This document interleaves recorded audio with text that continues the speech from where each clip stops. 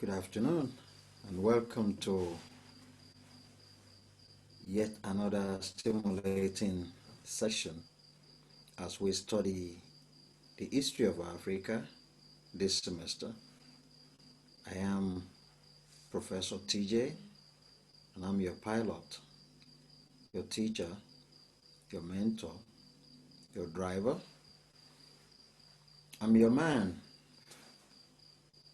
throughout this semester. Today let us explore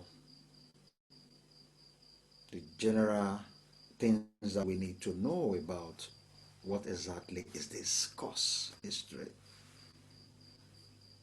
Why am I in this class?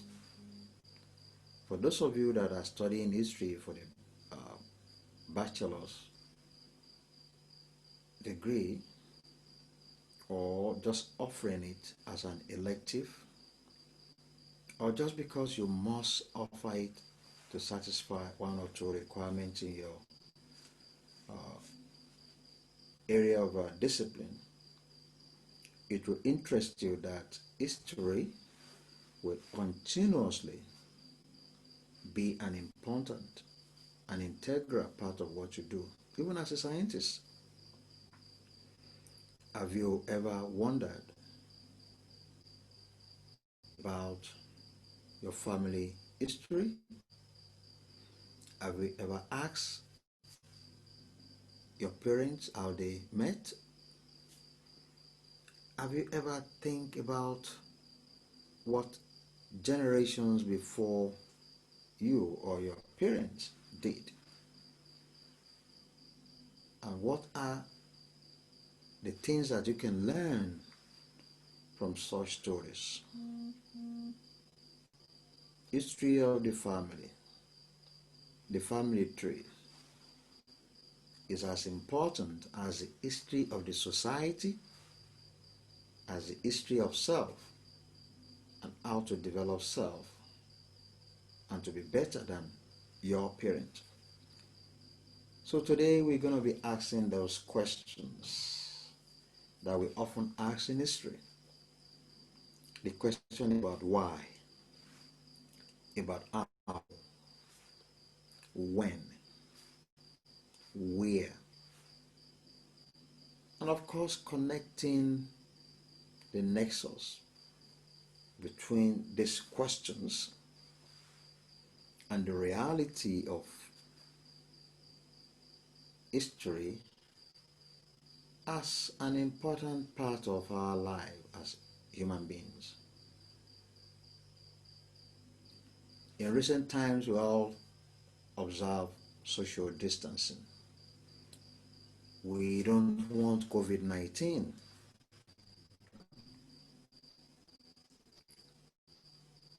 We take precautions.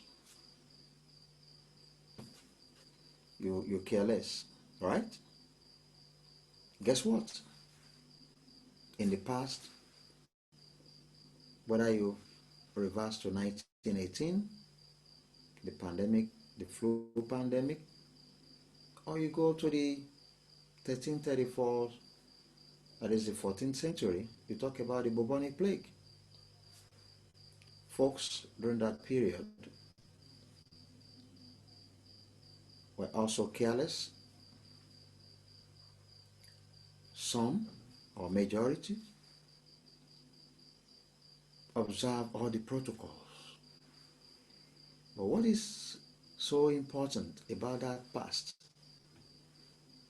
and our current situation is the fact that there is a connection. The Lokoja, if we can use Lokoja as a confluence where River Niger and Benue meet, the Lokoja between the past and the present pandemic is the fact that people are admonished to take precautions, to social distance, to take all measures to prevent contracting, infecting and spreading it. And the measures we are taking today was also taken in 1918, was taken in the 1334s all the way to 1347. So you can see the connection. So the new normal that has become the buzzword globally, it's not really new, right? We can challenge that. But it is what? It is change. Change, and that is purely what it is. So change has become a global denominator of the new world order.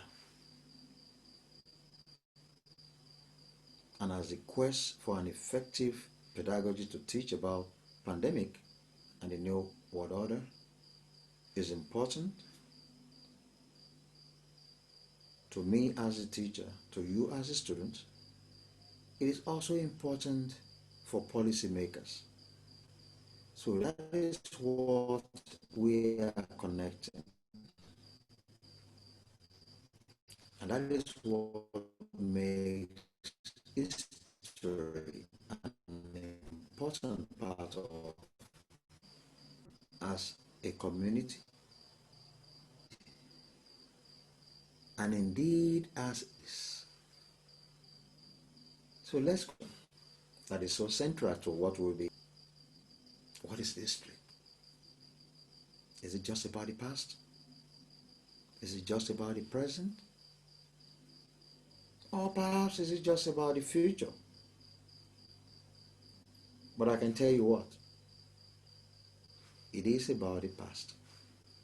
It is about the present. And indeed about the future.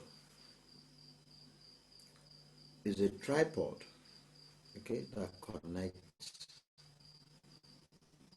and just keep circling. It is about the record of the past as it is about the record of the present. But it is not just storytelling. Get it clear. What did I say? History is not just storytelling. Let's say, for instance, the history of how your mom and dad met, and before you know it, they started dating. Before you know it, the family got to know about it. Before you know it, they got married. Before you know it, you and your siblings were born, and before you know it, a nuclear family was created. But for the historian, we need to dig more into how that nuclear family emerged. So digging deep is also very important in history. Digging deep. That is why we say that history is an investigative synthesis of the activities of man, woman, his or her environment, and the society at large. But one thing is central, and I want you to take note of this. I want you to remember this, guys. Remember this, guys. It is an objective narrative or analysis of those events that we've talked about. You have to be objective. Objectivity is the hallmark of what? Historical analysis. So, distilling the experience of the past, that is, remembering and try to put into perspective that others can understand, must always be objective. So you take note of that because you'll see it again. You'll see it again. Objectivity, very, very central. Let me state as follows, and I love this. You see, one of my teachers, as an undergraduate at Lagos State University, was late Professor Ogundeji Gabriel Ogunremi. And Professor Ogunremi taught us economic history and also taught us uh, historical methods. But there are certain aspects of his teachings and which were basically experiential, meaning that it taught us and showcased Nigeria beyond the four walls of the classroom. So to understand what is history, to really understand the general context of what we will be focusing on during this semester, we need to go back to Ogunremi's 6 points. What are those 6 points? One, Professor Ogunremi, the man we called Counting the Camels, and I'll tell you the story of Counting the Camels shortly. Number one, he identified that history is not a story. Remember I mentioned that before? When I spoke about your mom and your dad meeting maybe under the banana tree or under the mango trees or behind the primary school or secondary school fence, what have you, okay? So history is not a story, does not spin tales. But to Ogunremi, it engages and should engage students in past and present. Again, it must connect. There must be that nexus. Okay? Very important. So the story of your mom and dad, or even yourself, dating Bosse or Clara, is just the beginning of your real and total history, if I can use the phrase. To Ogunremi, history is not alien. It is not something out of the ordinary, but it is an aspect of the past and present in its continuity. In other words, there is a timeline.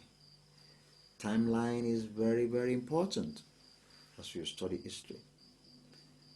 Just like a banker, the time that you received that deposit, so the time you credited it into the customer's account, and the time it is available to the customer for withdrawal or for any other activities. You see that continuity and the timeline. So central, guys, so central to the understanding and the writing of history. To Ogunremi again, history is not just chronology. And factual information alone does not make history. What does it mean? 1945, end of World War II. Yes, 1945 is important. But what are the prelude to 1945? 1960 is important. October 1st, 1960, in the case of Nigeria. But what are the preludes? What led to it?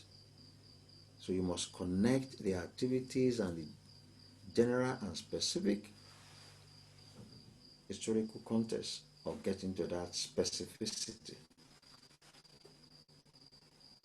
So Ogunremi, number 4, history is not a civic lesson. It is not a civic lesson. We do not teach history simply to make good citizens, but you become good citizens by understanding, appreciating, having a knowledge, being able to synthesize, being able to evaluate, and being able to relate to the past in order to be a good person. You study our leaders.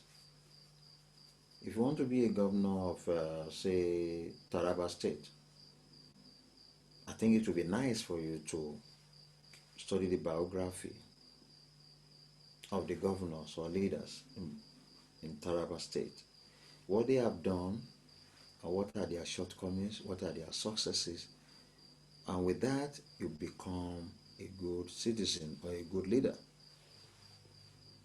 Number five, excuse me. History is not a morality play. History is not about two popular opposites of good and evil, but about intricate relationship of many factors, the interrelationship of many factors. Okay? In other words, in history, we do not say, oh, Nigeria got our independence on October 1st, 1960, because the British were just weary and they just want to go back. No, no, no, no, no. We identify many factors and then we apply such many factors. Number 6 in Ogunremi's 6 points that we must take note of. History is not boring.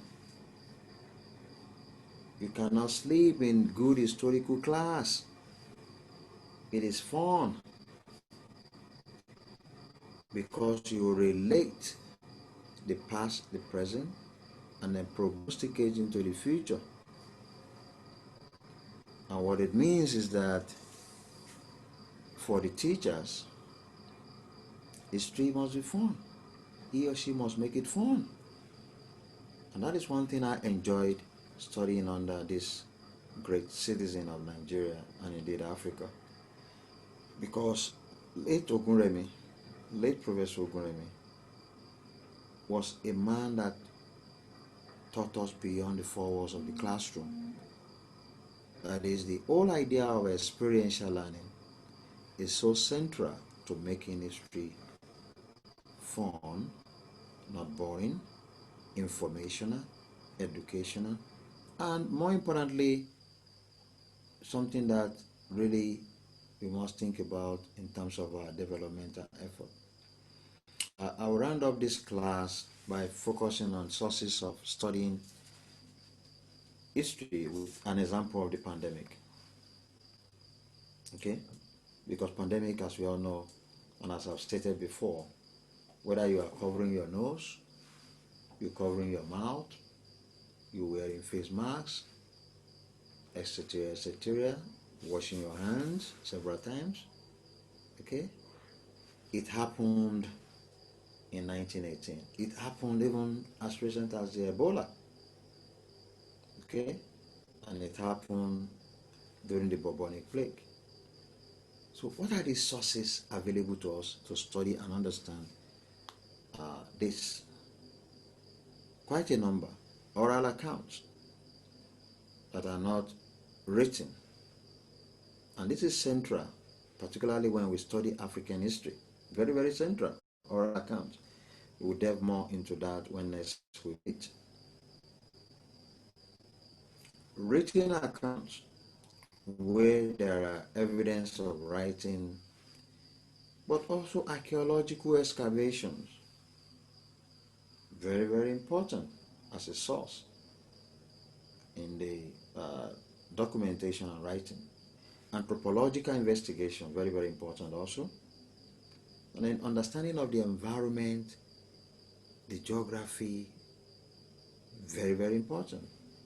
And nonetheless, linguistic analysis, the languages, the similarities in the languages, very important as sources of studying history and the context of our situation today, the pandemic. So, to recap, we've learned what is history, we've defined history, we've identified Ogunremi's 6 points, and we've connected history that it is fun, it is part of our life, and that even as a family, to understand your family, you must make inquiries and document that family history, build that family tree. So I'll see you next class. Stay blessed and have fun. Bye-bye.